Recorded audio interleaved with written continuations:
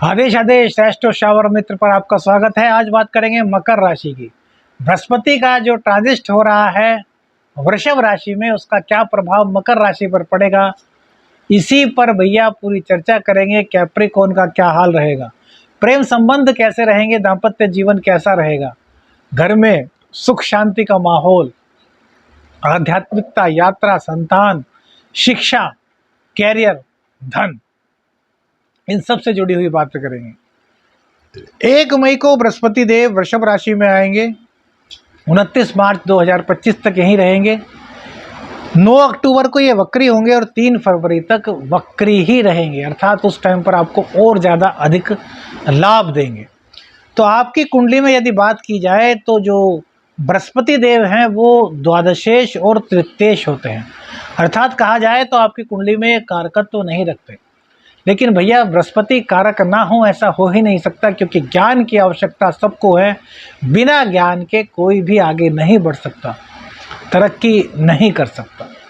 तो बृहस्पति देव आपकी कुंडली में अब तक चतुर्थ स्थान में थे और द्वादशेश पराक्रमेश के चतुर्थ स्थान में रहने होने से कहीं ना कहीं माँ को कुछ ना कुछ दिक्कत भैया हुई हो, कहीं ना कहीं घर में कुछ कलह की स्थिति बनी होगी, घर से कुछ अलग भी किया होगा। अब बृहस्पति देव पंचम भाव में आ रहे हैं, यानी कि द्वादशेश और तृतीयेश का पंचम भाव में आना, ज्ञान के भाव में आना, जहाँ के कि मूल कारकत्व भी होते हैं। वैसे सूर्य देव को माना जाता है, लेकिन ज्ञान ज्ञान भैया जो मिलता है वो बृहस्पति से ही मिलता है, गुरु से ही मिलता है। तो पंचम भाव में गुरुदेव का आना आपको सबसे पहले तो शिक्षा में अव्वल कर रहा है। उच्च शिक्षा के लिए आप विदेश जा सकते हैं। विदेश जाने में कोई अड़चन थी तो वो अब समाप्त हो रही है। माँ की सेहत में कोई दिक्कत थी तो माँ की सेहत अब अच्छी हो रही है। घर में कलह का जो माहौल था वो समाप्त हो रहा है। और पराक्रम में यदि कुछ कमी आ रही थी, ज़्यादा ही आराम की आदत पड़ गई थी, बस घर पर सोना और फिर उठे तो बस थोड़ी देर के लिए दोस्तों में टहल लेना, इसके अलावा कुछ करने को मन ही नहीं कर रहा था। तो अब आपका मन करेगा, आपका पराक्रम जागेगा, आपको शिक्षा ग्रहण करने में मन लगेगा। कंसंट्रेशन पावर छात्रों की, जो मकर राशि मकर लग्न वाले लोग हैं, उनकी बढ़ जाएगी। अर्थात कुल मिलाकर के कहें तो बृहस्पति देव का पंचम भाव में गोचर करना आपके लिए अति शुभ होगा। संतानवान बनने का योग भी आपकी कुंडली में संयोग की संभावना अब बन रही है।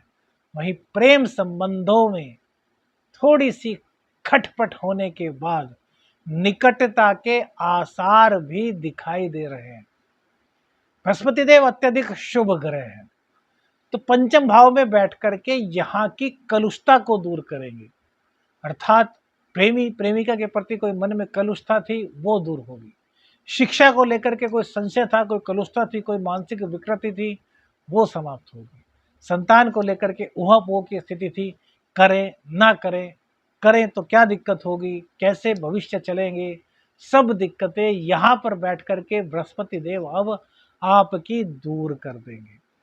बृहस्पति देव की जो प्रथम दृष्टि अर्थात पांचवी दृष्टि है वो आपके भाग्य स्थान पर पड़ेगी, और भाग्य स्थान पर बृहस्पति की दृष्टि पड़ने से भाग्य आपका साथ देगा।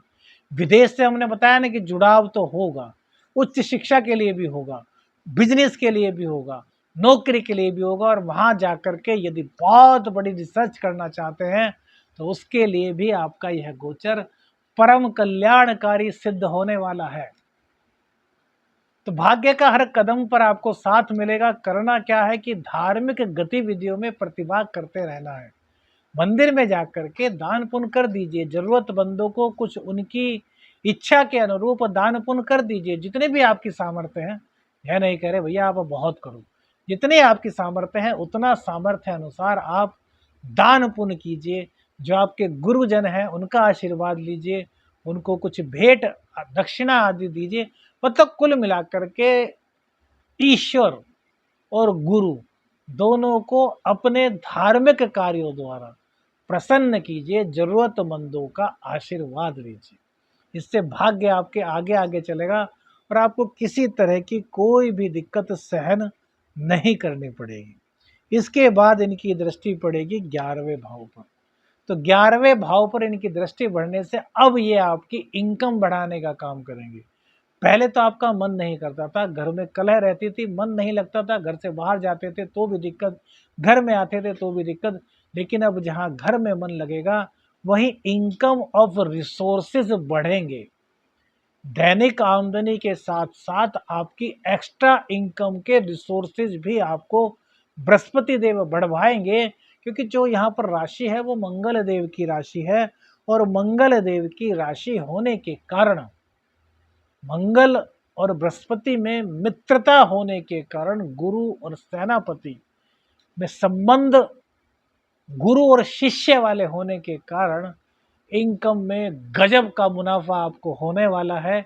यदि आप धार्मिकता से जुड़े रहते हैं, अपने कर्तव्यों का पालन करते हैं और किसी भी प्रकार से किसी की कही हुई बातों में नहीं आते, अर्थात कान के कच्चेपन को आप छोड़ देते हैं, क्योंकि 7.5 का अंतिम चरण आपको चल रहा है। तो टेंशन तो भैया है, आंखों में दिक्कत तो है, वाणी में दिक्कत तो है, कमर में दर्द तो है, पैरों में दर्द तो है, लेकिन इन सभी दिक्कतों को दरकिनार करते हुए अपने धर्म में रुचि को बढ़ाना है। कानों का कच्चा बिल्कुल भी नहीं होना। तो बृहस्पति देव आपकी अपेक्षा से बहुत अधिक आपको दे देंगे इनकम। अब इनकी दृष्टि पड़ेगी आपकी राशि पर, आपके लग्न पर, जहाँ की इनकी नीच दृष्टि होती है।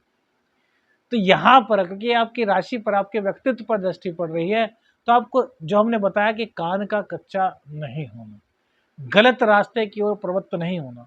अब जिसकी कुंडली में शनि से चंद्र डायरेक्ट संबंध बना रहे होंगे, दृष्टि संबंध में होंगे, युति में होंगे, तो वो इस टाइम बड़ा परेशान हो चुका होगा, क्योंकि अंतिम चरण में शनिदेव बहुत ज़्यादा परेशान करते हैं, रास्ता भी दिखाते हैं लेकिन परेशान भी बहुत करते हैं। तो ऐसे में आदमी के कदम बहक जाते हैं, वो गलत रास्तों की ओर बढ़ सकता है। तो भैया आपको गलत रास्ते की ओर बढ़ने से रोकना होगा, क्योंकि गलत रास्ते पर बढ़ने की सलाह आपको किसी ऐसे व्यक्ति द्वारा दी जा सकती है जो आपका अपना ही हो। तो इस चीज़ से आपको दूरी बना करके रखनी है।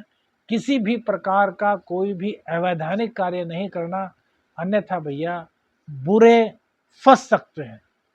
अब यदि बृहस्पति कुंडली में नीच के हैं, बृहस्पति का अच्छा फल नहीं मिल रहा, तो अब और शनि की वजह से भी परेशान, तो 2 उपाय बता रहे हैं। सबसे पहले शनि का, शुक्रवार को खड़ाऊ खरीद लीजिए, अंगूठे वाली, लकड़ी की हो, प्योर, उसमें कोई रबड़ कोई प्लास्टिक कुछ ना हो।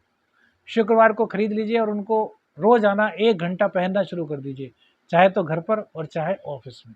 बस रोजाना करिए, इससे शनिदेव की कृपा आप पर बननी शुरू हो जाएगी और जितनी आपकी परेशानियां हैं वो जल्द से जल्द दूर होंगी।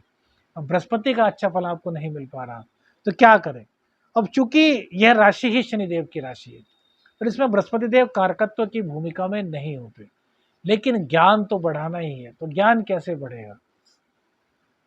तो ज्ञान बढ़ाने के लिए प्रत्येक बृहस्पतिवार को एक उपाय करना है। बृहस्पतिवार को केले का पत्ता लेकर के आना है और उस केले के पत्ते पर आपको क्या लिखना है? 10 बार लिखना है, गुरु गुरु गुरु। किससे लिखना है? हल्दी और गंगा जल मिलाकर। जब 10 बार गुरु लिखेंगे तो नीच के गुरु भी आपको फल देंगे शुभ का। बृहस्पति पर ही लिख रहे हैं, 10 बार लिख रहे हैं। अब इसके बाद इसी पत्ते पर आपको भोजन करना है, और जब भोजन कर लें तो इस पत्ते को धो करके आपको घर के बाहर किसी वृक्ष की जड़ में डाल देना है। इससे भैया देखिए, बृहस्पति का भी अच्छा फल होता है और शनि का भी कितना गजब फल मिलता है। 7.5 के जो संकट आप पर चल रहे हैं उनसे आपको काफी हद तक मुक्ति मिलेगी। आदेश आदेश अलख निरंजन। हर हर महादेव।